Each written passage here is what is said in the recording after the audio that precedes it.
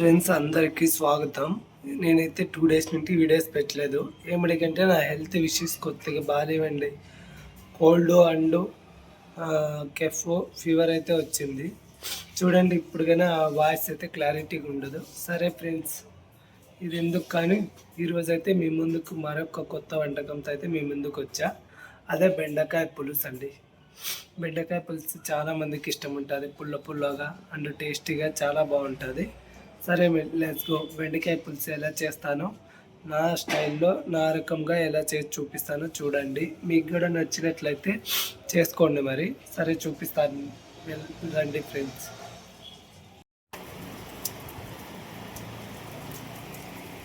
బెంగళూరులో వర్షం చూడండి ఫ్రెండ్స్ టుడే.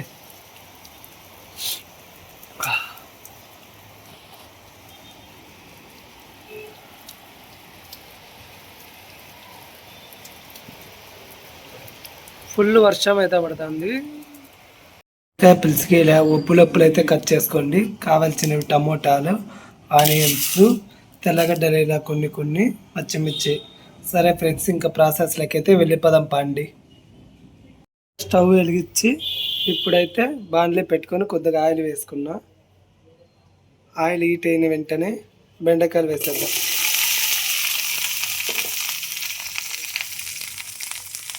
బెండకాయలు వేసి బాగా కలబెట్టుకున్నాం.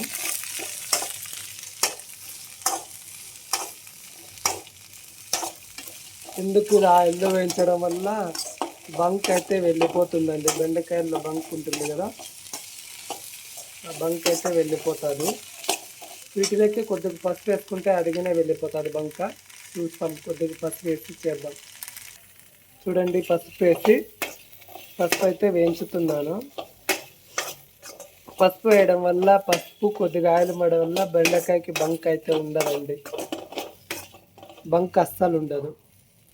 బంక్ అంతా మొత్తం వెళ్ళిపోయింది. చూడండి, ఒక బెండకాయ పట్టుకొని చూపిస్తా. బంకే లేదు. చూడండి, చూడు, బెండకాయలో బంక్ అనే పర్సెంట్ కొద్ది కూడా లేదు. బంక మొత్తం వెళ్ళిపోయింది.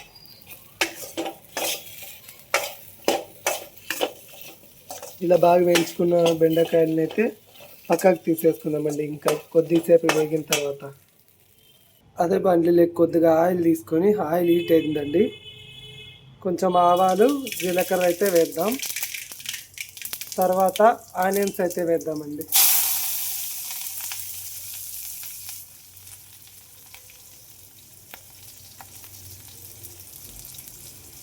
ఆవాలు, జీలకర్ర వేసి ఆనియన్స్ వేసి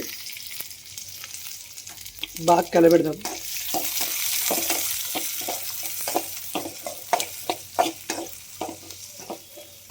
ఆవాలు, జీలకర్ర గోల్డెన్ కలర్ వచ్చేంత వరకు బాగా వేయించుదామండి. అలాగే కొద్దిగా కరివేపాకు అయితే వేసుకుందాం.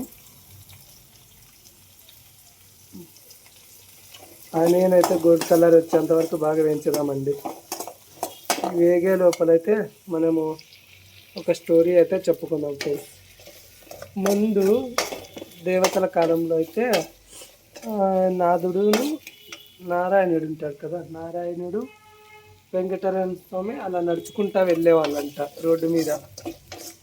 నడుచుకుంటా వెళ్తుంటే అప్పుడు నారదుడు స్వామికి అయితే కొద్దిగా ఆకలి వేసినట్లుండి, స్వామి ఇదేదో పెద్ద ఇంటిలాగుంది, ఈ ఇంట్లోకి పోయి భోజనం అడుగుదాము అని అడిగినారంట. భోజనం అడుగుతుంటే ఆ పెద్దవాళ్ళు వచ్చి, పెద్ద కుటుంబం వాళ్ళు, సరే అడుగుదాం పాని వెంకటరమణ స్వామి చెప్తానే పెద్ద కుటుంబం వాళ్ళ దగ్గర పోతే భోజనం లేదు, ఏం లేదు అని నాదుని వాళ్ళని అయితే బయటకు దొబ్బేసినాక, సరే వీళ్ళని ఎట్లయినా కానీ నాదుని స్వామి వచ్చి వెంకటరమణ స్వామితో అన్నంట, వీళ్ళని ఎలాగైనా సరే నువ్వు వాళ్ళ అహంకారం చూసి ఎక్కువగా ఉన్నారు కదా, వాళ్ళ అహంకారాన్ని తగ్గించేయండి అని చెప్పినారంట. సరే ఫ్రెండ్స్, ఎర్రగడ్డలు అయితే బాగా వేగినాయి. ఇప్పుడు అలాగే కట్ చేసి పెట్టుకున్నాం కదా గార్లిక్, తెల్లగడ్డలు అయితే వేసేద్దాం. సరే అని చెప్పేసి నాదుడు వారు ఆ మాట అంటేనే సరే అన్నట్లు వెంకటరమణ స్వామి ఉన్న వాళ్ళకి ఇంకా ఎక్కువ ఆస్తి ఇచ్చినంత. ఎందుకంటే ఆస్తి ఎక్కువ ఉండడం వల్ల మైండ్ అదంతా వాళ్ళకి ఎక్కువైంది. ఎలానో సంపద ఎత్తి పెట్టుకోవాలా అది ఇది అని వాళ్ళకి ఆలోచనలో పడ్డారనమాట. మళ్ళీ నాదుల వారు అడిగినారు, ఎందుకు స్వామి ఇలా చేసినారని. అంటే సరే నీకు తెలియదు ఇప్పుడు, తర్వాత తెలుస్తుంది పదాంప ముందుకి అని. ఇప్పుడు పచ్చిమిరపకాయలు వేసుకున్నామండి. మీకు మళ్ళీ తర్వాత అర్థమవుతుందని వెంకటరమణ స్వామి నాదుల వారితో అయితే అన్నండి వచ్చా ఇలా. సరేలే స్వామి ఇదేదో మళ్ళీ కొద్దిగా ముందుకు పోతానే మళ్ళీ ఒక చిన్న ఇల్లు కనపడినంత పేదిండు గుడిసెలో అయితే ఒక బామ్మ ఉందండి. ఆ బామ్మ దగ్గర స్వామి ఈడ ఒక చిన్న ఇల్లు పేదాయం ఉంది, చాలా ముఖ్యతనంగా ఉంది, ఈడ అడుగుదాం స్వామి ఆకలి అవుతుంది ఏమన్నా దొరుకుతుందేమో అంటే సరే వెంకటరమణ స్వామి సరే అడుగు పో అన్నట్ట నాదుల వారిని నారాయణుడు. సరే అది పోతానే డోర్ కట్టి నారాయణుడు అవ్వా మేము చాలా దూరం నుంచి ప్రయత్నిస్తున్నాం. సరే అండి పచ్చిమిరపకాయలు కన్నా బాగా వేగినాయి.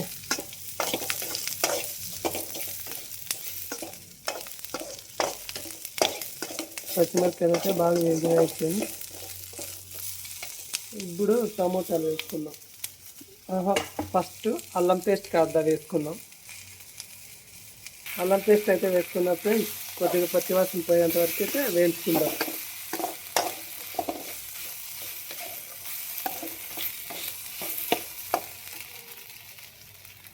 పేస్ట్ బాగా పచ్చివాసన పోయేటట్లేదండి. ఇప్పుడు టమోటాలు అయితే వేసుకుందాం.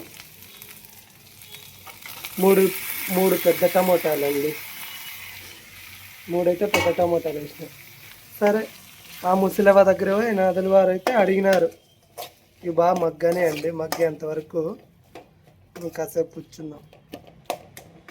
ఆ నాదుల వారి దగ్గర పోయి అడగడంతో ఆ ముసలివ ఊనాయన జొన్న కూడా ఉంది తింటారా అని జొన్న ముద్ద పెట్టినంటండి. జొన్న ముద్ద పెట్టి కడుపు నిండు నాదుల వారికి కడుపు నిండు జొన్న ముద్ద పెట్టి కడుపు తీర్చిపోయినంట.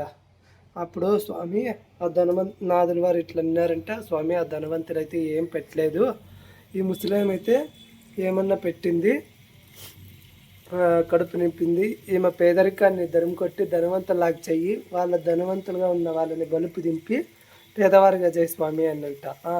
సరే ముందుకు నీకు చెప్తానని నాదుల వారిని అయితే వెంకటరమణ స్వామి ముందుకు పిలిచకపోయినాడు అనమాట.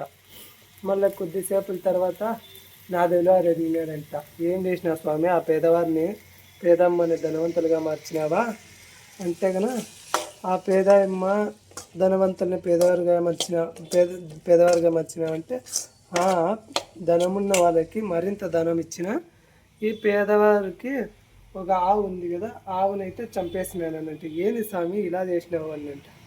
అప్పుడు ధనవంతునికి ఎంత ధనం ఉంటే అంత బరువు ఖర్చు ఎక్కువ అయిపోతుంది, అందుకనే వాళ్ళని ధనవంతులకి ఇంకా ధనవంతుల్ని చేసిన. ఈమె పేదవారు ముసలి అయిపోయింది, దేవుడా నేను చనిపోతే ఈ ఆవుని ఎవరు చూసుకునేది అని మనసులో యదారు పెట్టుకుంది, అందుకే ఆ ఆవుని చంపేసిన. ఇప్పుడు నిమ్మలంగా ఆమె చనిపోయి వైకుంఠానికి అయితే చేరుకుంటుంది అన్నంత. ఓహో ఇదే ఆ నీతి. అందుకని దీంట్లో ఏం నీతి అంటే ఉన్న దాంట్లో అందరికి సాయం చేయాలి, ధనవంతులని ఎక్కువ పెట్టడం కాదు, అదేం కాదు అన్నమాట. సరే ఫ్రెండ్స్ దీంట్లోకి అయితే కాస్త సాల్ట్ అయితే వేసుకుందాం.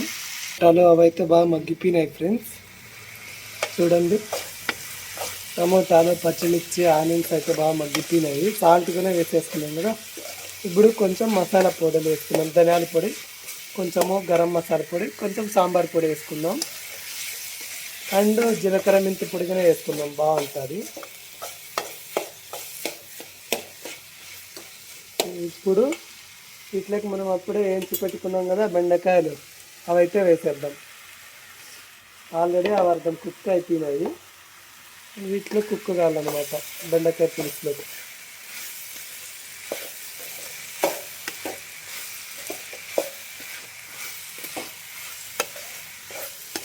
బాగా మిక్స్ అయిపోయినాయండి. టేస్ట్ అయితే పుల్లగా బాగుంటుంది, ఎందుకంటే పులుపు వేస్తాం కదా అందుకు. ఇంక ఉడుకుతుంది కదా, అట్లే పులుపులో ఉడికితే బాగుంటుంది అనమాట.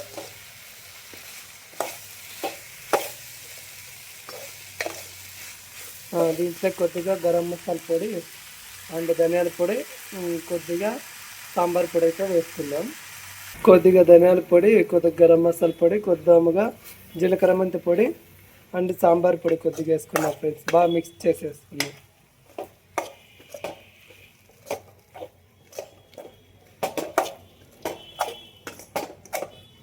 కొద్దిసేపు మిక్స్ అయితే చేసేసుకున్నాం కదా, కొద్దిసేపు అట్లా వేడి చేద్దాం. మసాలా బాగా కూరగాయలకు పట్టని. చింతపండు అయితే రసం అయితే వేసేసుకుందాం.